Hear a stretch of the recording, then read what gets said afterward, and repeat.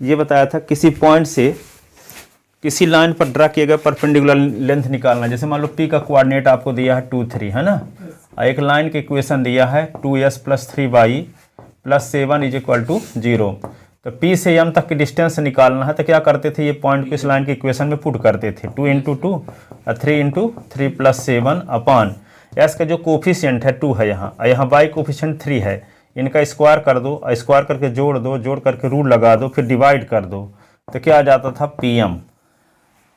इस पॉइंट से इस लाइन पर ड्रा किया गया परपेंडिकुलर लेंथ आ जाता है। ये तरीका बताए थे, इस पर आधारित 2 क्वेश्चन भी बताए थे। अब तीसरा क्वेश्चन देखो जो कि सबसे इंपॉर्टेंट क्वेश्चन है, ठीक है, वो b² और ये वाला दोनों अल्टरनेट आते रहते हैं, उनमें से एक क्वेश्चन ये है, इफ द, लिखो question, if the length of perpendicular, length of perpendicular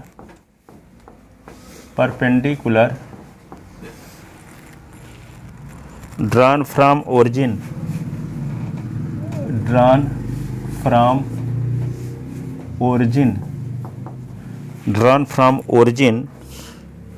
on the straight line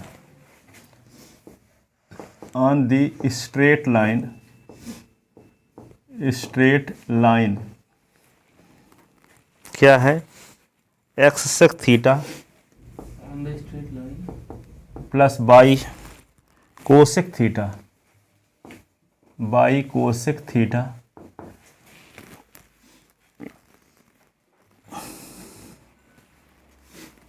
= a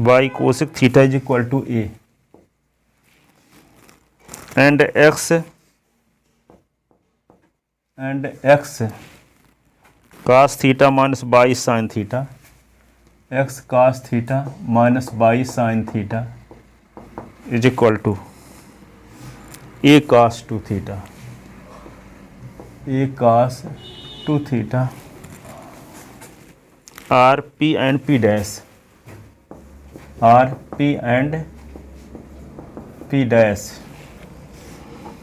then prove that क्या प्रूव करना है, 4p² प्लस p डैश का स्क्वायर = a²। ठीक है, तो ये क्वेश्चन है। उसमें 2 पॉइंट थे और यहाँ एक ही पॉइंट है, ओरिजिन पॉइंट। यहाँ लाइन 2 है, वहाँ क्या था, 2 पॉइंट थे, लाइन एक ही थी। ठीक है, तो यहाँ पे क्या करेंगे, जैसे ओरिजिन पॉइंट है जिसका कोऑर्डिनेट 0 0 है, तो ओरिजिन पॉइंट से एक लाइन, ये इसका इक्वेशन मान लो दिया है, क्या, एक लाइन है x sec थीटा और y कोसेक थीटा = 1, और दूसरी लाइन क्या है, मान लो ये है, और इस लाइन पर परपेंडिकुलर, इस लाइन का इक्वेशन आपको पता है, x cos theta minus y sin theta = a cos 2 theta. ठीक है, तो ये मान लो OM है और इसको P माने हैं, और ये क्या है, ON है, इसको P डैश माने हैं। ठीक है, ओरिजिन पॉइंट से पहली लाइन पर ड्रा किया, लाइन फर्स्ट है, मान लो ये लाइन सेकंड है, तो ओरिजिन पॉइंट से लाइन फर्स्ट पर ड्रा किया गया परपेंडिकुलर लेंथ को OM को P माना गया है, ON को P डैश माना गया है। तो कहता है कि P का स्क्वायर करके उसमें 4 का मल्टीप्लाई करो और P डैश का स्क्वायर करके और दोनों को जोड़ो तो a² आना चाहिए। तो पहले क्या करना होगा, ओरिजिन पॉइंट को SY के स्थान पे पुट करोगे, फिर SY के जो कोफिशिएंट है उसका स्क्वायर करके और जोड़ करके रूट लगा के डिवाइड करोगे तो आपको आ जाएगा P की वैल्यू। फिर इसको यहाँ पे SY के स्थान पे पुट करोगे ओरिजिन पॉइंट, फिर SY के जो कोफिशिएंट है उसका स्क्वायर करोगे, स्क्वायर करके जोड़ोगे या रूट लगा के डिवाइड करोगे तो आपको ON मिल जाएगा, उसको P डैश से डिनोट करोगे। फिर दोनों का स्क्वायर कर दोगे, स्क्वायर करके P² वाले में 4 का मल्टीप्लाई करोगे और P डैश के स्क्वायर में किसी का मल्टीप्लाई नहीं करोगे, दोनों को जोड़ोगे तो सिंप्लीफाई करने से क्या आना चाहिए, a² यहाँ ब्रैकेट में आ जाएगा cos² 2 थीटा sin² 2 थीटा, तो उसकी वैल्यू 1 हो जाएगी। ठीक है, तो पहले निकालते हैं given equation of given a point, solution इसका लिखते हैं, गिवन ए पॉइंट कौन, ओरिजिन जिसका कोऑर्डिनेट है 0 0 and equation of 2 straight line and the equation of 2 straight line two straight line. तो दो स्ट्रेट लाइन के इक्वेशन क्या दिया गया है, एक का दिया है x sec theta by cosec theta is equal to, ये equation first, x cos theta minus by sine theta is equal to, इसको माइनस एक इज इक्वल टू ए है ना, इसको लिख लिए ए कास टू थीटा। तो इसको क्या लिख सकते हैं, इसी को थोड़ा सा एक लाइन और लिख के लेते हैं, x sec theta by cosec theta minus a is equal to 0। इसका नाम इक्वेशन फर्स्ट रख लो और इसको इस साइड में ले आओ, x cos theta minus by sine theta minus a cos two theta is equal to 0। इसका नाम इक्वेशन सेकंड रख लेते हैं, ठीक है। तो द लेंथ ऑफ परपेंडिकुलर, जो लेफ्ट हैंड साइड है, कांस्टेंट टर्म को लेफ्ट हैंड साइड में लाते हैं ना, the length of perpendicular, length of perpendicular, perpendicular drawn from centre, drawn from centre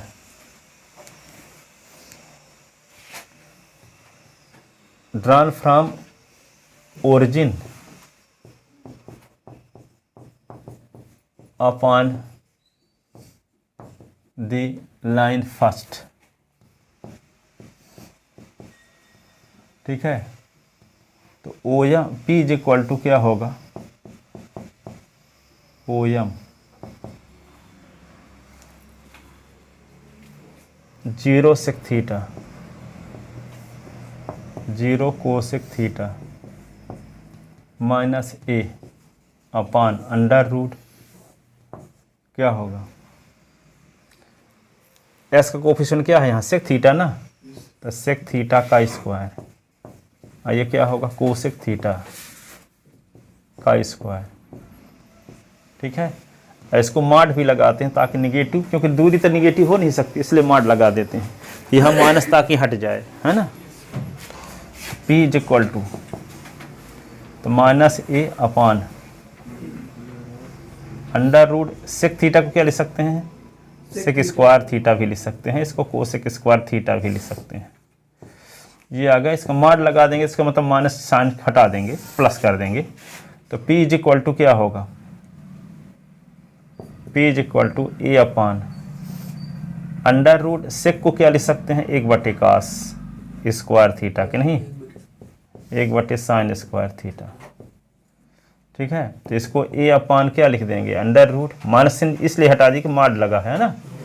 अब ये क्या होगा, एलसीएम लेंगे, तो sine square theta cos square theta, तो क्या होगा, कास कट जाएगा तो साइन स्क्वायर थीटा बचा, यहाँ कास स्क्वायर थीटा, ठीक है। तो ए अपान अंडर रूट, इसकी वैल्यू क्या होती है 1, तो 1 अपान ये sine square theta cos square theta, तो ए अपान इसका स्क्वायर रूट ऑफ क्या होगा, 1 का स्क्वायर रूट ऑफ तो 1 ही होता है, और साइन स्क्वायर थीटा का square root of sine theta, cos square theta का cos theta, a sine theta और ये कास थीटा। तो ये पी की वैल्यू आ गई है ना, ये नीचे वाला ऊपर चला गया, इसका स्क्वायर रूटा हुआ, साइन स्क्वायर थीटा को लिखोगे sine theta into sine theta, तो जोड़ा बन रहा है, तो एक साइन थीटा आ गया, तो रूट हट गया, कास स्क्वायर थीटा तो cos theta into cos theta, जोड़ा बन रहा है तो कास थीटा आ गया, और एक को लिख सकते हैं 1 इंटू 1, तो इसका भी जोड़ा बन रहा था, 1 आ गया, तो स्क्वायर रूट आप निकाल लिए, वर्गमूल निकाल लिए, तो ये आ गया। अब किसकी वैल्यू आ गई आपको, पी की वैल्यू मिल गई ना, क्या मिल गई, पी की वैल्यू। तो पी की वैल्यू क्या मिली, ए साइन थीटा कास थीटा। अब आपको किसकी ज़रूरत है, 4p स्क्वायर की ज़रूरत है ना, तो पहले स्क्वायर करते हैं फिर 4 का मल्टीप्लाई करेंगे, तो स्क्वायरिंग बोथ साइड, तो p स्क्वायर हो गया, तो क्या लिख दोगे, ए साइन थीटा और ये कास थीटा, अब इसका स्क्वायर कर दो तो p स्क्वायर की वैल्यू मिल जाएगी, तो ये होगा p स्क्वायर और ये क्या होगा, a square sine square theta cos square theta, ऐसे। अब क्या करें, 4 का मल्टीप्लाई कर दो दोनों साइड में, तो 4p स्क्वायर, तो यहाँ भी क्या होगा 4a square sine square theta cos square theta. इसको क्या लिख सकते हैं 4p स्क्वायर, ए स्क्वायर को पहले लिख दो, 4 को लिख सकते हैं 2 का स्क्वायर और sine square theta cos square theta. अब इसी को क्या लिख सकते हो 4p square is equal to a square, ये क्या लिख सकते हो 2 साइन थीटा कास थीटा, सबका स्क्वायर है तो इकट्ठा स्क्वायर लगा दिए। एक फार्मूला पढ़े हो 2 साइन ए कास ए का फार्मूला क्या होता है साइन 2a होता है ना, 2 साइन ए कास ए तो साइन 2a, तो 2 साइन थीटा कास थीटा तो साइन 2 थीटा। तो 4p स्क्वायर ए स्क्वायर ये साइन क्या होगा 2 थीटा, और ये स्क्वायर लगाएंगे ही तो क्या हो जाएगा 4p square is equal to a square ये साइन स्क्वायर 2 थीटा, ये आ गया साइन स्क्वायर 2 थीटा। तो 4p स्क्वायर की वैल्यू तो आ गई। अब क्या निकालेंगे, ओ से इस लाइन पर ड्रा किएगा परपेंडिकुलर लेंथ, इसको p डैश से डिनोट करेंगे, ठीक है। Again length of perpendicular drawn from origin upon the line second. Again length of perpendicular, again ये इक्वेशन हो गया थर्ड।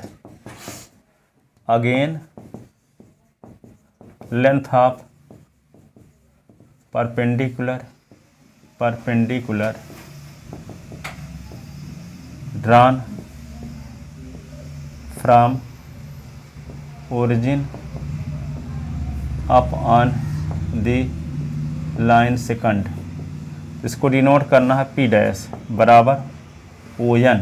और ON कैसे निकालते हैं, ओरिजिन पॉइंट को लाइन की इक्वेशन में पुट करो तो क्या आएगा 0 into cos theta 0 into sine theta minus a cos 2 theta upon S का कोफिशिएंट क्या है, यहाँ एस का कोफिशिएंट क्या है कास थीटा का स्क्वायर करो, और बाई का कोफिशिएंट क्या है माइनस साइन थीटा, तो माइनस साइन थीटा का स्क्वायर करो, फिर रूट लगाओ और उसे डिवाइड भी करना है, और फिर मॉड लगाओ ताकि नेगेटिव वैल्यू पॉजिटिव हो जाए, क्योंकि लेंथ है ना तो लेंथ कभी नेगेटिव हो सकती है, इसलिए मॉड लगा देते हैं, न्यूमेरिकल वैल्यू पॉजिटिव ली जाती है। अब क्या लिखोगे p dash is equal to ये 0 हो गया, ये 0 हो गया, ये भर बचा ना, तो माइनस ए कास 2 थीटा है अपान ये क्या होगा under root cos square theta हो गया, और माइनस का स्क्वायर भी प्लस ए होता है तो साइन स्क्वायर थीटा हो गया, और cos square theta sine square theta होता क्या है 1, तो किसकी वैल्यू आ गई, इसका मॉड लगाओगे तो माइनस हट जाएगा, तो p dash is equal to क्या हुआ ए कास 2 थीटा अपान क्या होगा अंडर रूट 1, और 1 का स्क्वायर रूट अब क्या होता है 1 है, 1 का वर्गमूल 1 है, तो क्या होगा यहाँ पे p dash is equal to a cos 2 theta केवल बचा, तो क्या कर दें इसको हम p डैश का स्क्वायर कर दें, तो ये क्या होगा ए कास 2 थीटा का स्क्वायर, तो ये क्या आ जाएगा p डैश का स्क्वायर इज इक्वल टू ए का भी स्क्वायर और कास स्क्वायर 2 थीटा, ये इक्वेशन 4 हो गया। अब देखो 4p स्क्वायर मिल गया, p डैश का स्क्वायर भी मिल गया, दोनों को जोड़ दो तो 4p square plus p dash का स्क्वायर, तो ये प्लस ये तो दोनों से स्क्वायर कॉमन, तो sine square 2 theta cos square 2 theta तो 1, यही तो प्रूव करना था। Adding equation third and fourth, left side के साथ जुड़ेगा, राइट साइड के साथ, तो दोनों में ए स्क्वायर है तो ए स्क्वायर कॉमन, तो बचेगा क्या ब्रैकेट में साइन स्क्वायर 2 थीटा और कास स्क्वायर 2 थीटा तो 1 हो जाएगा। तो adding equation first third and fourth, adding equation third and fourth, तो क्या होगा 4p स्क्वायर p डैश का square a square sine square 2 theta cos square 2 theta 4p square plus a square cos square theta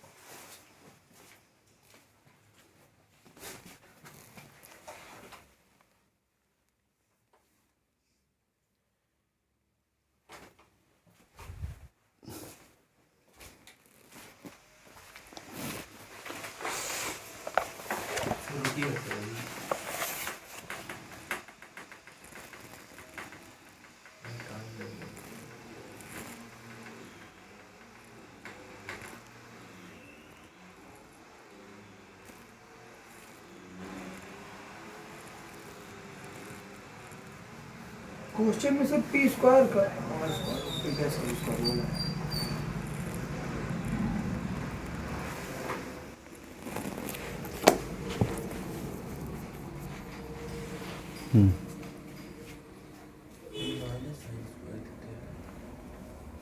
कहाँ पे? Bracket के अंदर सबसे ऊपर वाले में minus sine square theta O N वाले में ओ एन वाले में ओ एन वाले में पी डैश सर इक्वल टू ओ एन वाले में ये वाला सर ऊपर ऊपर वहाँ पे जब मॉड जिसमें लगा है सर हाँ ये तो मार हटा दिए तो माइनस हट गया है। सर इसके ऊपर माइनस नीचे ब्रैकेट में हाँ अंडर रूट वाला हाँ माइनस साइन थीटा तो एक लाइन का इक्वेशन है तो बाई का कोफिशिएंट क्या है? माइनस साइन थीटा ना है। हाँ सर प्लीज वही है तो माइनस के स्क्वायर का तो वैसे भी प्लस हो जाएगा। हाँ सर रुकिए सर 2 मिनट ऊपर को मिटा दें। हाँ सर ऊपर perpendicular is drawn from the vertex. अगला क्वेश्चन है NCERT. Perpendicular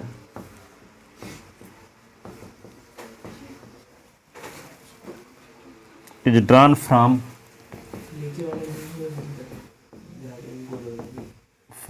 origin cos square 2 theta की वैल्यू होती है ना drawn from the vertex.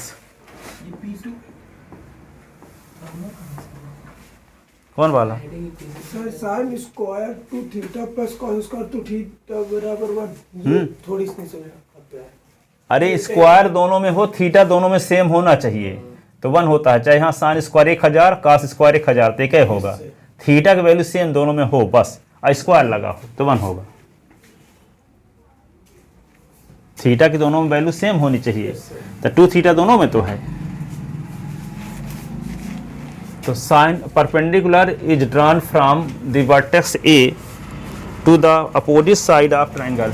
Vertex A to the opposite side of triangle ABC। Triangle ABC if coordinate of ABC are, if coordinate of ABC are, ABC का coordinate आपको पता है। ए का coordinate क्या है? 2 3। बी का कोऑर्डिनेट क्या है? 4 - 1। 80 का coordinate 1 2 1 2। Find the length of equation. Find the length and equation. Find the length and equation. Equation of the perpendicular.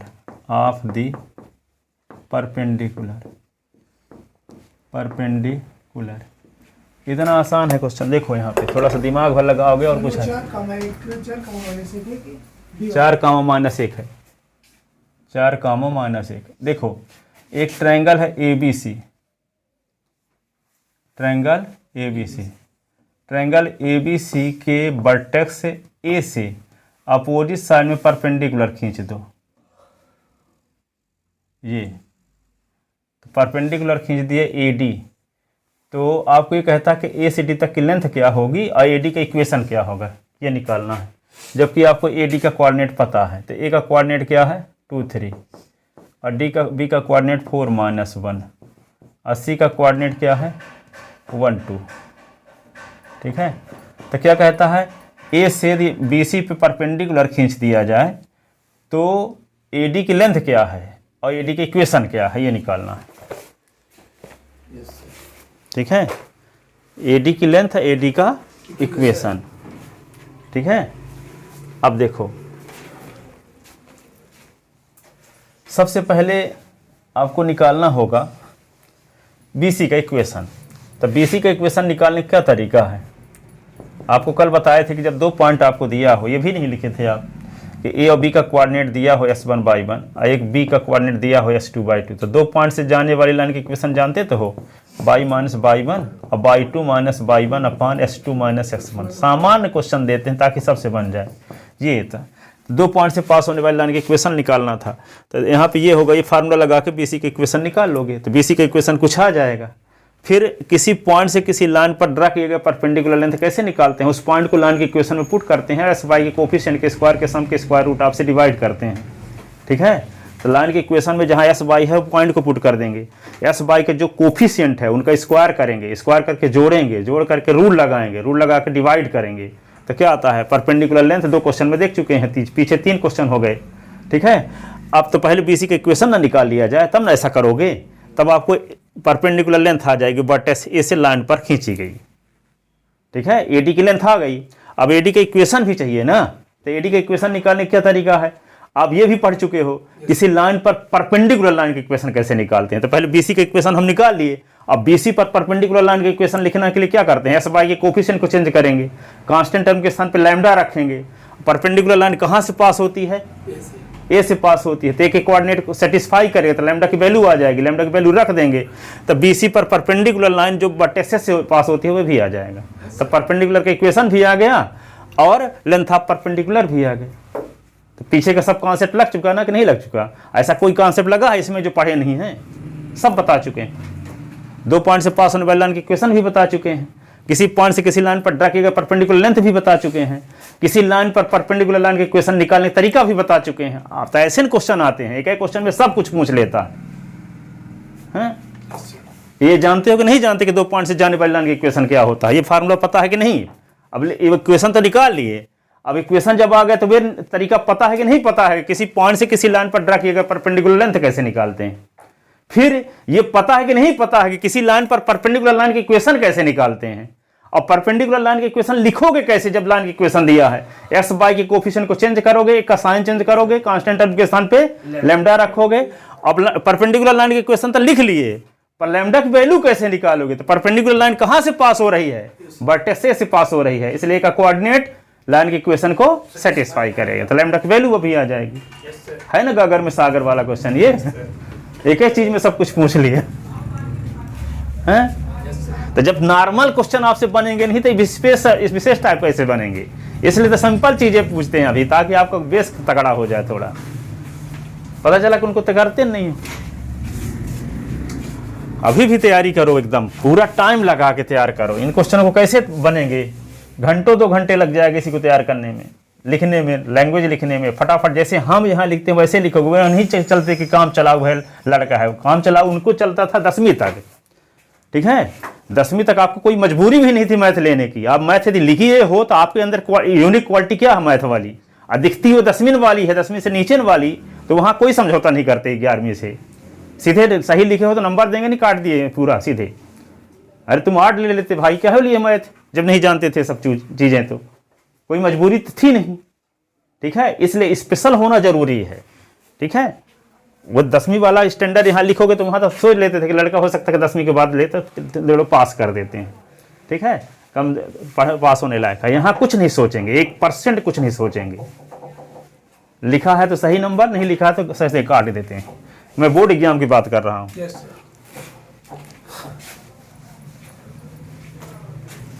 ठीक है, तो क्या करोगे, जाओ हो गया, कल बताएंगे, टाइम हो जाएगा तो बता दें, फिक्स हो गया टाइम, 8:02 हैं। ठीक है, जाओ हो गया, कल बता देंगे, हो गया। क्वेश्चन तो लिखे हो ना, हाँ समझा दिए हैं, चाहो तो कर भी सकते हो, करने की कोशिश करना, हम बता देंगे फिर कल।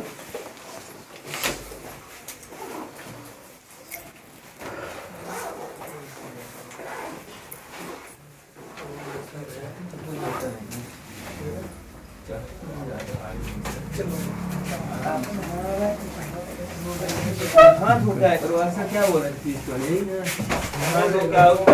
ठंडी कम लगी थी।